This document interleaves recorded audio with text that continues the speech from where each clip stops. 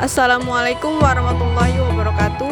Halo teman-teman, ketemu lagi dengan saya Nandini Irwan dalam video Ekonomi Syariah Part 2 dengan tema pembahasan praktik perbankan syariah yang ada di Indonesia.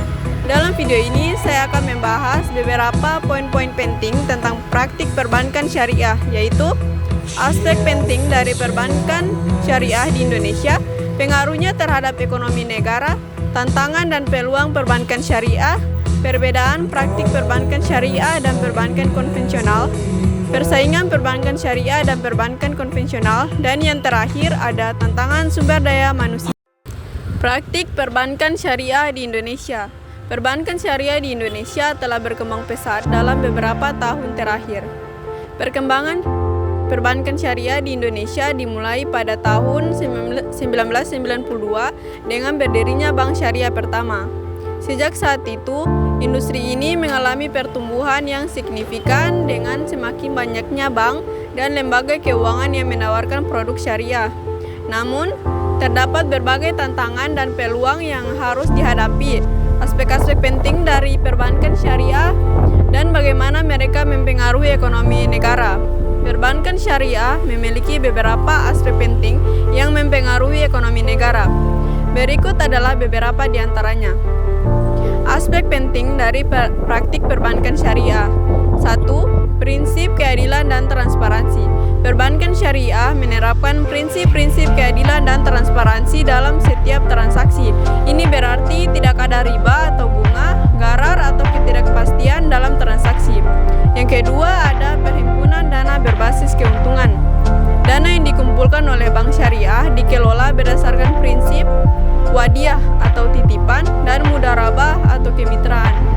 Pemilik dana bertindak sebagai pemilik modal, sedangkan bank bertindak sebagai pengelola modal.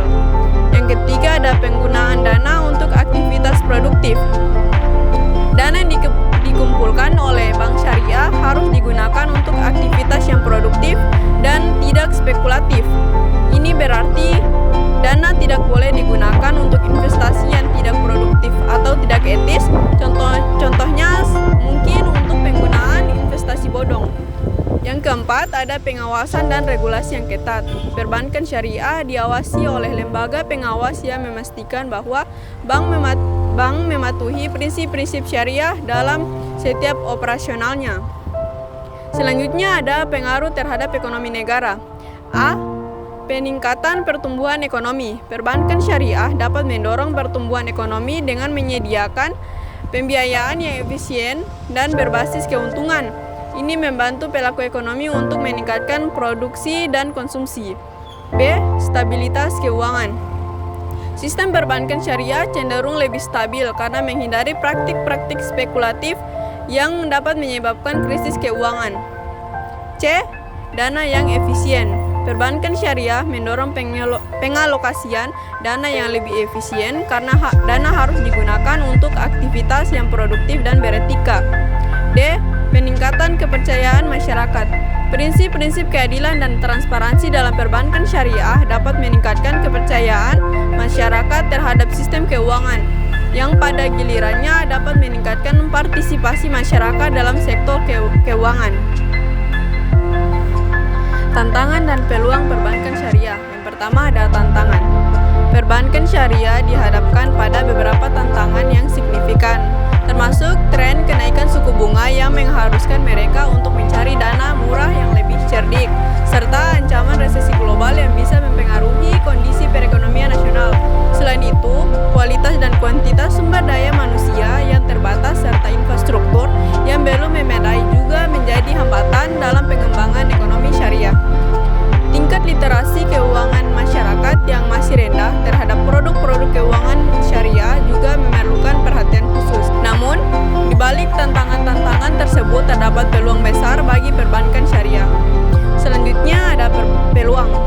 Indonesia dengan populasi muslim yang besar menawarkan pasar yang luas untuk produk keuangan syariah. Dukungan pemerintah melalui regulasi terhadap yang kondusif dan pembentukan Komite Nasional Ekonomi dan Keuangan Syariah KNEKS juga memberikan angin segar bagi perkembangan sektor ini. Selain itu, perbankan syariah memiliki peluang besar untuk berinovasi dalam produk dan layanan, serta memanfaatkan konsolidasi sektor yang dapat menginginkan efisiensi dan daya saing. Kerjasama lintas sektor juga bisa menjadi strategi yang efektif untuk mendorong pertumbuhan ekonomi secara menyeluruh.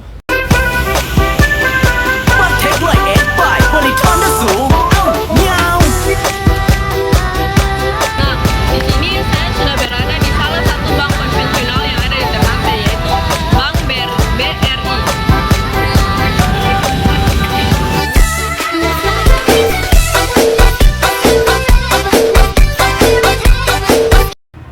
Pembahasan selanjutnya mengenai perbedaan praktik perbankan syariah dan perbankan konvensional. Perbankan syariah dan konvensional memiliki perbedaan mendasar dalam praktik dan prinsip operasional mereka. Perbankan syariah beroperasi berdasarkan prinsip-prinsip syariah yang melarang riba, gharar, dan maisir. Transaksi dalam perbankan syariah menggunakan akad-akad khusus seperti mudharabah atau bagi hasil, musyarakah atau kemitraan, dan murabaha atau jual beli yang memastikan keadilan dan pembagian risiko antara bank dan nasabah. Sebaliknya, perbankan konvensional beroperasi berdasarkan sistem bunga di mana bank yang memberikan pinjaman dengan bunga tetap atau variabel, dan keuntungan bank berasal dari bunga yang dibayarkan oleh nasabah. Dalam hal produk dan layanan, perbankan syariah menawarkan produk yang sesuai dengan prinsip syariah, seperti tabungan syariah, deposito murabah, dan kartu pembiayaan syariah, yang semuanya harus memenuhi prinsip halal. Sedangkan perbankan konvensional menawarkan produk berbasis bunga seperti tabungan berjangka dan pinjaman dengan suku bunga tetap atau variabel. Selain itu, perbankan syariah menempatkan dana dalam investasi yang halal dan tidak boleh terlibat dalam sektor yang haram seperti perjudian atau alkohol. Sementara perbankan konvensional dapat menginvestasikan dana dalam berbagai sektor tanpa pembatasan halal atau haram. Dari sisi regulasi dan pengawasan, perbankan syariah diawasi oleh Dewan Pengawas Syariah yang memastikan kepatuhan terhadap prinsip-prinsip syariah. Sementara perbankan konvensional diatur oleh otoritas perbankan umum sesuai regulasi nasional. Akhirnya, dalam hal pembagian keuntungan dan risiko, perbankan syariah berbagi risiko dan keuntungan dengan nasabah berdasarkan kinerja aset yang dibiayai. Sementara perbankan konvensional menempatkan seluruh risiko pada nasabah. Perbedaan-perbedaan ini menunjukkan bagaimana kedua jenis perbankan melayani nasabah mereka dengan cara yang berbeda berdasarkan nilai dan prinsip yang mereka anut. Selanjutnya, persaingan bank syariah dengan bank konvensional. Perbankan syariah menghadapi persaingan ketat dari bank konvensional. Hal ini disebabkan oleh kurangnya pemahaman masyarakat tentang produk syariah dan kepercayaan yang masih rendah terhadap sistem ini. Edukasi menjadi kunci utama untuk mengatasi masalah ini. Salah satu solusi untuk meningkatkan daya saing dan memenuhi nasabah yang terus berkembang adalah dengan menginovasi produk perbankan syariah. Contohnya, inovasi produk perbankan syariah yaitu 1. Mobile banking syariah. Dengan adanya teknologi digital, bank syariah dapat mengembangkan aplikasi mobile banking yang memungkinkan nasabah untuk melakukan transaksi secara online dengan cepat dan aman. Aplikasi ini dapat dilengkapi dengan fitur untuk mengelola tabungan, investasi, dan pembayaran berbasis syariah. Contoh dari mobile banking syariah adalah Muamalat DIN, BSI Mobile, di mana fasilitas mobile banking syariah Indonesia yang dapat digunakan untuk melakukan berbagai transaksi secara online. PTN Syariah Mobile Banking, di mana aplikasi mobile banking yang dapat diakses setelah membuka rekening di kantor cabang BTN Syariah atau secara online melalui BTN Virtual Branch. Selanjutnya, M-Syariah atau mobile banking dari Bank Mega Syariah yang memiliki fitur e-payment, layanan transfer BI Fast, fitur pembayaran QRIS, dan fitur top up e-wallet. Yang kedua, fintech berbasis syariah. Pemanfaatan teknologi keuangan atau fintech yang sesuai dengan prinsip syariah dapat membantu bank syariah untuk menawarkan layanan yang memiliki inovatif dan efisien. Contohnya adalah layanan investasi berbasis syariah yang dapat diakses melalui aplikasi mobile. Yang ketiga ada pembiayaan mikro dan kecil. Inovasi dalam pembiayaan mikro dan kecil dapat membentuk pengusaha kecil untuk meningkatkan produktivitas usaha mereka. Bank syariah dapat menawarkan pinjaman sederhana, pelatihan, dan pendampingan untuk bisnis atau mendukung pengembangan usaha mikro dan kecil. Tantangan sumber daya manusia untuk perbankan syariah. Ketersediaan sumber daya manusia yang memahami prinsip-prinsip perbankan syariah menjadi tantangan tersendiri. Pelatihan dan pendidikan yang tepat diperlukan untuk memastikan bahwa karyawan bank dapat memberikan layanan yang sesuai dengan syariah. Ketersediaan sumber daya manusia yang memahami prinsip-prinsip perbankan syariah menjadi tantangan tersendiri. Pelatihan dan pendidikan yang tepat diperlukan untuk memastikan bahwa karyawan bank dapat memberikan layanan yang sesuai dengan syariah. Kesimpulannya yaitu perbankan syariah di Indonesia telah menunjukkan perkembangan yang signifikan sejak berdirinya Bank Syariah pertama pada tahun 1992. Dan semakin banyaknya lembaga keuangan yang menawarkan produk berbasis syariah.